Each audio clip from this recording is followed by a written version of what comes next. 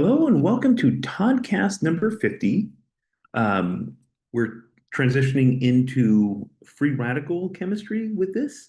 There'll be four Toddcasts, 50, 51, 52, and 53 that'll deal with this. And this first one is just basically defining what free radicals are, how they form, what they're common in, where they're useful. Uh, Future Toddcasts will get into the actual reactivity of it, the product distribution, and then ultimately uh, polymer applications and biological applications. But for this one, we'll simply start with the concept of how bonds break. And so we define the bond breaking two possible ways. So there's two electrons within a bond. There's only two ways they can break apart. One way is each atom gets one of the electrons, and that's what's known as a homolytic cleavage, equal. And then the other way is where one of the atoms gets two electrons, the other one gets zero electrons, called heterolytic cleavage. So those are the two we consider. All the bond energy tables you've looked at within your OChem travels so far, like in textbooks online, there's a very high probability, 99.9% chance that you were looking at the so-called homolytic bond cleavage. And this is the way that happens in either the gas phase or an environment that cannot support ions. In environments that can support ions, getting the bond energy is a little more challenging because there's solvation factors and stabilization factors that come into play. But homolytic bond energy is pretty well known. That's why most of the tables are that way. So again, covalent bond is going to break in one of two ways. Heterolytic, again, that's where one atom takes both electrons. They end up with a positive charge on the one that lost electrons and a negative charge on the one that gained both electrons, or in a homolytic fashion where they each get one electron.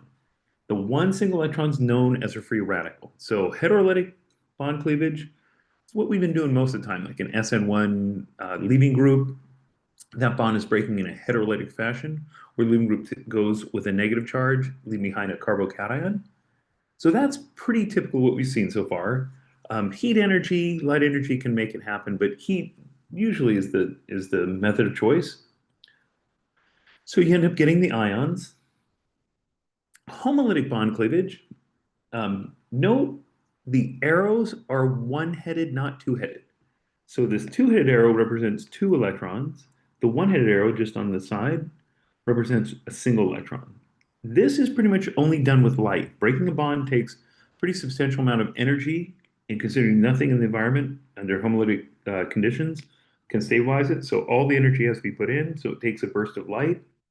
So a lot of times when you see material stored in dark bottles, brown bottles, it's to minimize how much light gets in to prevent the formation of free radical, the light-induced breaking of a carbon-carbon bond, or actually, for that matter, oxygen-oxygen, nitrogen-nitrogen, or any random bond that might break within that. The reason heat works here is because there's another, again, as mentioned, there's an impact of solvent helping this bond to break, so it doesn't take as much of a burst of energy. So generally speaking, light we think of as more energy than heat. Now, can't say it definitively because light has a range of energies and heat comes with a range of temperatures. But in general, for a realistic lab condition, the light we're using is typically of higher energy. It's usually UV or very high energy visible light. Okay, ions form in heterolytic, radicals form in homolytic. Radical has an unpaired electron. It doesn't want it. It wants to have everything paired up. So it makes it a highly reactive species. So free radicals can carry out a significant number of reactions. So radical, just want to get into the dynamics of it. When we consider it, it is a case where the p orbital has a lobe up and a lobe down that is now asymmetric. So it takes on some hybridization. Now, exactly what we call this hybridization is open to interpretation. But the lobe with electrons is generally a little bit bigger, the lobe without electrons is a little bit smaller. But that electron can go to the other side where suddenly this lobe is bigger, this lobe is smaller. Notice that when the electron is up, it repels these down slightly, not like a full lone pair will repel them down, but just a little bit, and then this will repel it up. Because it time averages, because it goes up and down, it ends up, we see it as a planar scenario. So we typically think of the free radical as being in a p orbital, one electron in the p orbital, and that it has sp2 hybridization for the rest of the structure. Now, it's switching back and forth to somewhere between, let's say, sp2 and sp3, sp2 and sp3. So it's constantly toggling back and forth, but on average, it's an sp2. So we're going to visualize it as this, but reality is it's something that's going back and forth. Okay, so bond dissociation energies, again, uh, massive tables of information. You get it by looking at the formation of the radicals. And so generally speaking, the more stable the radical, the easier it is to break that bond, meaning bond association energies will be reduced. So product stability is going to help facilitate. So if an unstable reactant or more stable product is involved, the bond association energy will adapt accordingly. So typically a higher homolytic bond association energy indicates that you broke a very stable bond to form very unstable free radicals, relatively speaking. A low homolytic bond association energy means you broke a weak bond to form, well, they're still unstable free radicals because you went uphill, but perhaps not as unstable. So basically, we're going to assume radicals are higher in energy. So if I did it like this, let's say this is your two free radicals that form at the end. So I'll put E for some element and E for some element. If we consider to have a much more stable bond, then it's still going to go to E and E, but it's going to take more energy. So a more stable bond has a higher bond association energy to get up to the free radicals. A weaker bond has less energy. So that's kind of the crux of where this theory is coming from. Okay. So, not that you have to memorize these, but seeing a trend really can prove useful.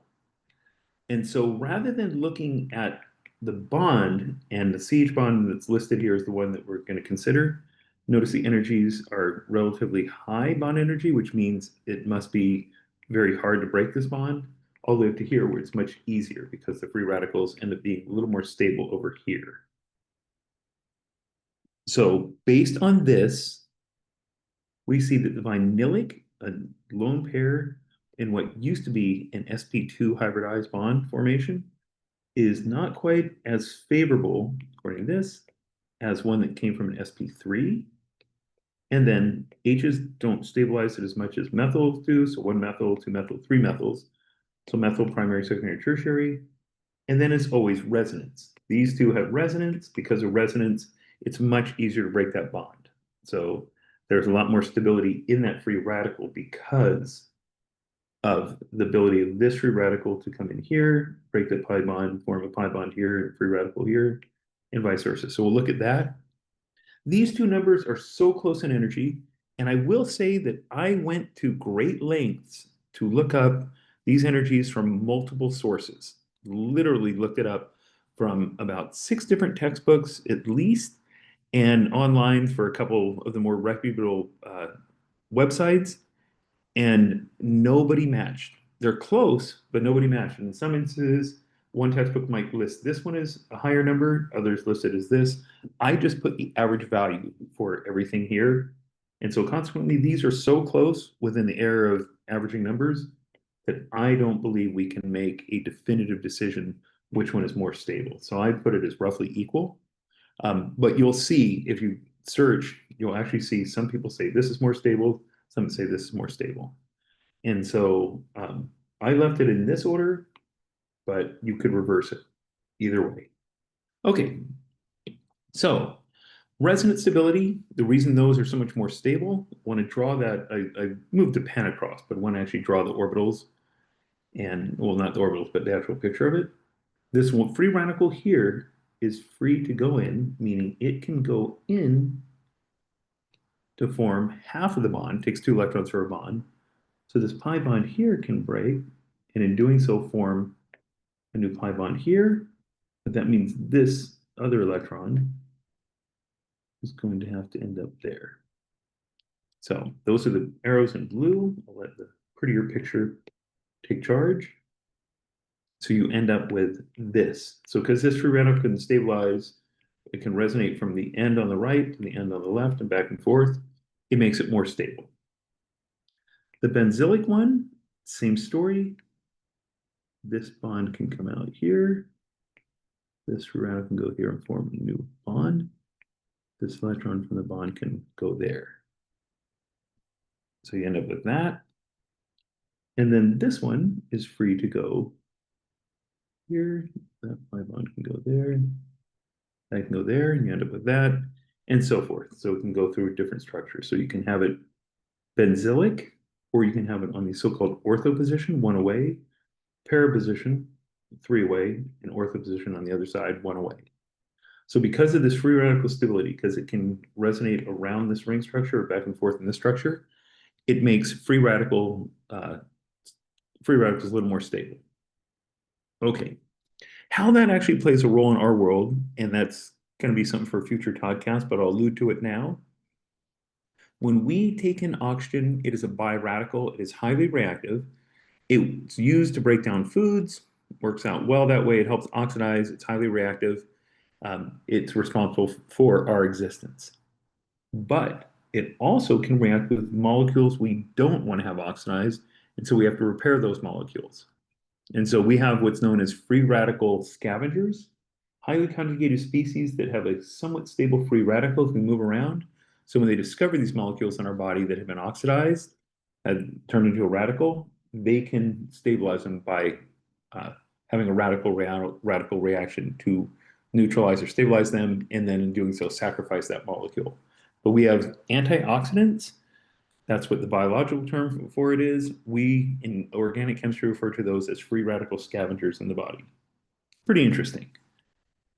Okay, and then again, just want to emphasize there's dispute in literature as to which is more stable, where some argue the reduction in their aromaticity limits the ability of the ring to stabilize the benzylic free radical. We're not, that's beyond our pay grade. We're not going to get caught up in that argument. I'm just going to say their numbers are so close and within the error bar that it's not worth deciding which is better. So, introduction to free radicals, all done. And I will thus see you at the next podcast. Thank you. Bye.